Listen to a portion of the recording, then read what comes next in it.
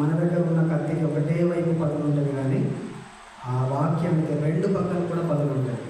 ఏ వైపు నుంచి అయినా, ముందు నుంచి అయినా వెనుక నుంచి అయినా మనల్ని నరికేస్తుంది. అంటే నరికేయడం అంటే ఏదో బైబిల్లో కత్తి ఉంటుంది ఏంటి వచ్చి నరికేస్తారంటే అది కాదు. నరకడం అంటే మాటలతో నిన్ను పొడి చేస్తుంది, మాటలతో నిన్ను సరి చేస్తుంది. ఆ బైబిల్లో ఉన్నటువంటి మాటలు నీకు తగ్గుతాయి, చెబుతున్న నాకు తగ్గుతాయి. ఏవైతే సందర్భాలు తీసుకుంటున్నామో, ఏవైతే వచనాలు మనం చెప్తున్నామో అవన్నీ కూడా మన జీవితంలో జరిగినట్టుగానే ఉంటాయి. మన జీవితంలో జరుగుతున్నాయి కదా అనుకుంటాం. అంటే అదే మనల్ని నరకడం.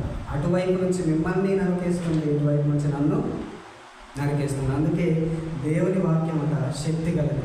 ఈ లోకంలో ఎన్నో పుస్తకాలు ఉండొచ్చు, అవన్నీ కూడా మనం చదువుకుంటాం ఆ పూట వరకు మాత్రమే. కానీ బైబిల్ అలా కాదు, ఎన్నో సంవత్సరాలు అవుతుంది ఇది రాయబట్టి, కానీ అది ఇప్పటికి